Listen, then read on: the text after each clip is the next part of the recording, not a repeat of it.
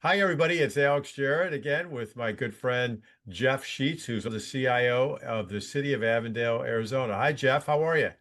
Hey Alex, thank you. Thanks for having me. Thanks for being here. And today we've got a special short segment that is called AI in state and local government. Kind of a hot topic, right, Jeff? There's a little bit going on in the world of AI right now. So yeah, Yeah. it's timely. Yeah, it's great. So for doing this, and what we're going to do is we're going to cover headlines in AI in state and local government. And, I think when people hear about state and local government, the first thought in their head is, oh my gosh, surveillance and, you know, right, all these things. But you know, there is some of that happening in terms of for good, right? People are like Yeah. trying to serve the citizens and help everybody, right? Yeah, I think it is. I think AI is a great tool that we can bring in to assist and make things easier for staff, make things better for the public that we're trying to serve. Because in my mind, it's that staff, it's like a great staff assistant, let me call it that, right? And so it's bringing in and helping everybody process paperwork or do whatever it is, just move a little bit faster.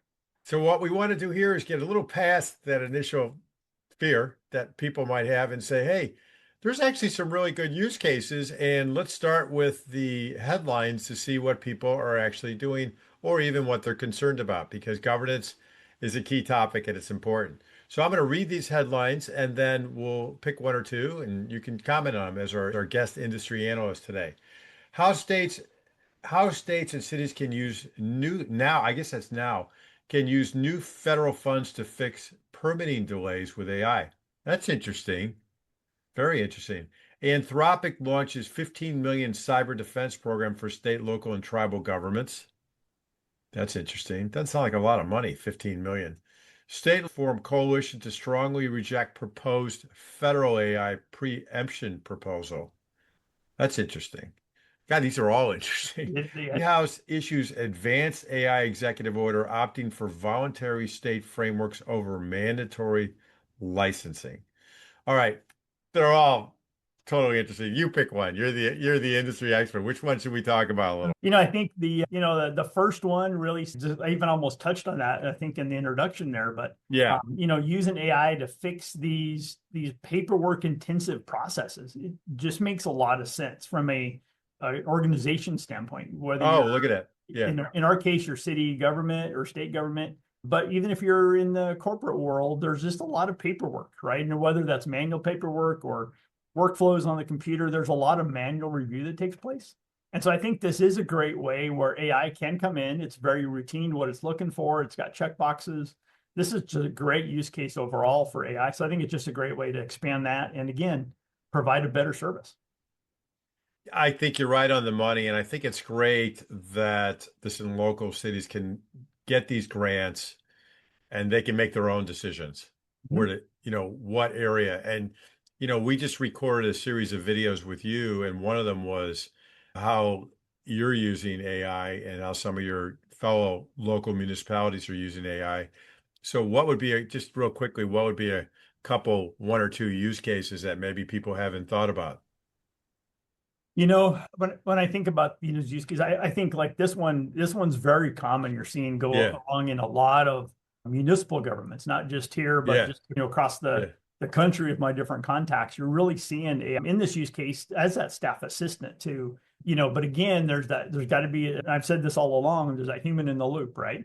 But if it can do some of these preliminary checks and save 15, 20 minutes of staff time and every one of these permits applications that come in, that's hours a day that you're saving, and even in a small organization, right? And so I think I mean, this is one of the areas I think that's fantastic Yeah. to move forward with. So I think we mentioned in the video of paperwork, there's a lot of processing of Mhm. paperwork. How many times have people tried to get a building? I think you Yeah, mentioned like yeah. building permits, so that would be a really good example of that. And I think you also mentioned, I just want to cover this other one because I thought it was really interesting from your video. So I'm I want people to watch your video once we release it. Talk just a little about on what's it called when they call 911, the 911 service, right? Where they Yeah, have access to more the advanced. Go ahead. Yeah, the drone as a first responder, right? I think was one. Is that the one you're leaning towards? Yeah, yeah, that's Yeah. super cool. Yeah, so that's getting popular, and somebody calls 911, and it might take minutes for emergency responders to get on the scene if it's an accident or call whatever the call for service may be. But now these drones can be deployed, be on scene within 30 seconds, and really provide camera footage back to the dispatcher, Yeah, to those en route, so they know what they're getting into and what to expect before they arrive on scene. So so um, smart. it is. And again, it's all about community service, right? And it Getting will people save there fast. lives. It will Yes, it save will. lives because that 911 operator will say, "Oh my gosh, there's a fire. Fire Yeah, department, ambulance, get over there. It's the yeah, police. Go yep, help them out before the police get there, and yeah, then they got to make the call. yeah. So the Those call is first already made. responders, yeah, the first responders get to gear up and be ready when they get on scene instead of assessing the scene when they get there. Yep. Yeah, exactly. All right. And then when you want to hit on this one, you want to jump to the next one. I think the Anthropic. I think cybersecurity is always an issue, right? Whether Yeah. again state, local, and so I think anything to strengthen and to strengthen cybersecurity and AI is just creating more risks, if you want to call it that, for cybersecurity. And you're seeing stuff in the news all the time about how AI can be used by the bad guys just as much as we're using it on the trying to be on the good side. So I think anything we can do to help strengthen AI for cybersecurity is the way to go. Yeah, I think that's a really good insight, Jeff. I mean, you talk about the bad guys. I mean, you and I both have talked about this offline. The bad guys aren't just criminals that are, the bad guys aren't just like hooded criminals, with tattoos that are on their own. These are nation states in some Yeah. Yeah. circumstances, and or at least large organizations, and they know what they're doing. Mhm. And if you think about a state or local municipality and you think about something like the electrical grid or things like that, Mhm. which are critical path for all of us, it's really important that you all are able to, guard us in that way. Oh, yeah. And so there's a lot going on, not to mention just theft of money, which would Yes. be a big incentive. So I think that's great. All right, let's get to the next page. State and local governments petition Senate for 300 million in urgently needed cyber grant funding. Well, we're Right. talking about that. Yep. Arizona, oh, you know about this probably. Arizona adjourned session after successfully passing trio of comprehensive municipal AI governance bills. That's a good one. Yeah. Maryland appoints former federal artificial intelligence leader as first state level chief AI officer. That's really cool. Yep. We should lobby for you to become the Arizona state AI officer. That'd be Hey, super cool. I'll be all for that one. Yeah, you get to wear a badge and everything, like stripes and I stuff like like it. that. It'd be super cool. Governor Phil Scott officially signs historic public therapy chatbot ban into wow. That that's very interesting. Okay, see how long that law holds. I mean, who is not using this for therapy already? Which one do you Exactly. want to cover? Well, I think touching on the one in Arizona, I think several states have done something very similar, right, to this, and a lot of states are jumping on board and trying to put some AI guidelines, guardrails, policies, whatever you want to call it, in place at the state level. And this is something that several municipalities have been involved in, and other organizations in Arizona working directly with the state to help craft these. But again, the focus on these bills, at least in our area, is to make sure that there's a human side of this human stays in the loop. We don't just have an AI Yeah. make these random decisions and hope it all works out in the end. So that's, I think, and that's important. I mean, I've talked about that many times. Well, that's something that your area is doing, but I'm suspecting that some people will make that mistake, be pressured, not follow the guidelines, Yeah. and we'll see that See where it goes. emerge.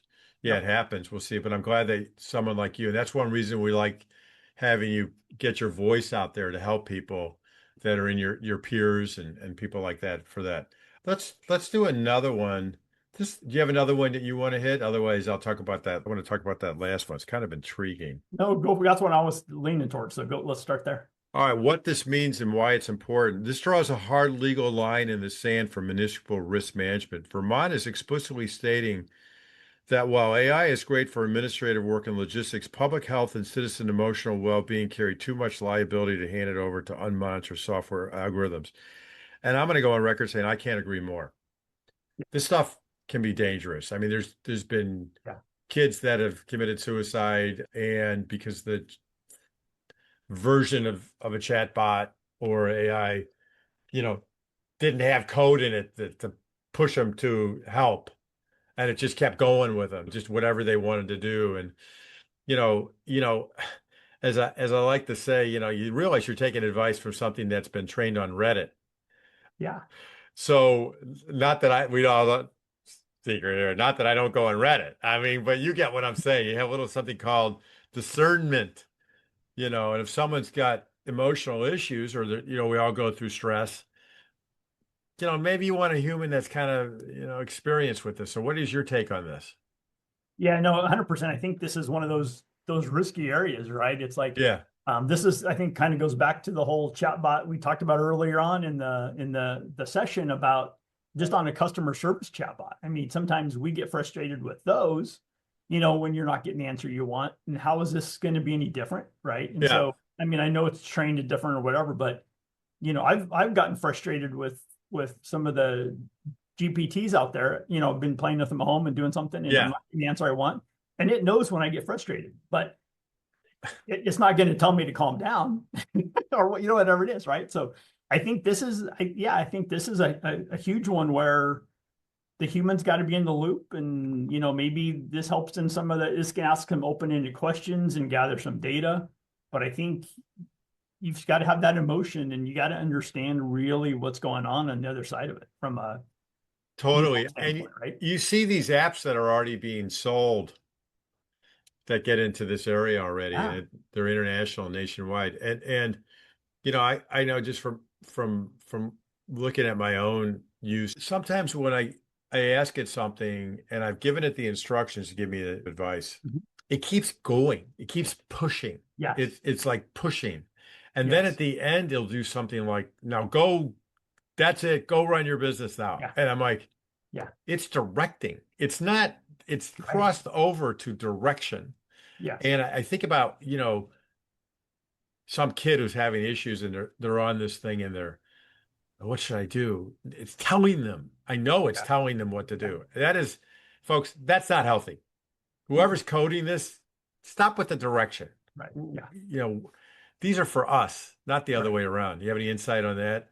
You No, know, yeah, exactly. And I think and what I've noticed about AI is it's very confident when it makes a recommendation. Like it's like there's no doubt that this is what you need to do or whatever it is. And again, I don't know. it sounds confident. It's just picking words. It's been Yes. programmed to pick words that make it sound confident. Yes. Yeah. And it's just guessing. It's just Yeah. guessing. Come on. We got another minute. Let's cover one more since we got another minute. How states and cities can use federal funds. We've covered this pretty good. What do you think about that last one? White House issues advance executive order opting for voluntary state frameworks. So this is part of the philosophy of letting the states manage what they want to do. Mhm.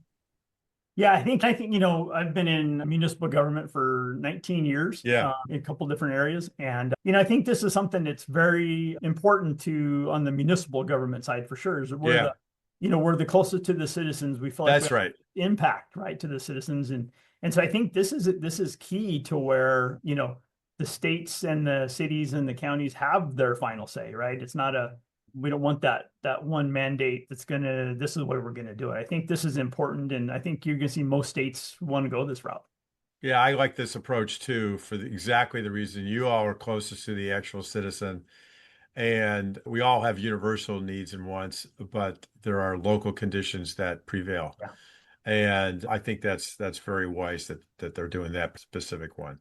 All right. Any last comments you want to make on what you're seeing in state and local government with AI? No, I think state and local governments trending right along with what you see in the corporate world. Just with adoption, it's AI is constantly changing. We're seeing people jump on board. We're seeing some resistance from staff, but that's not any different than anything else. So I don't think AI is unique in that sense, but I appreciate it, Alex.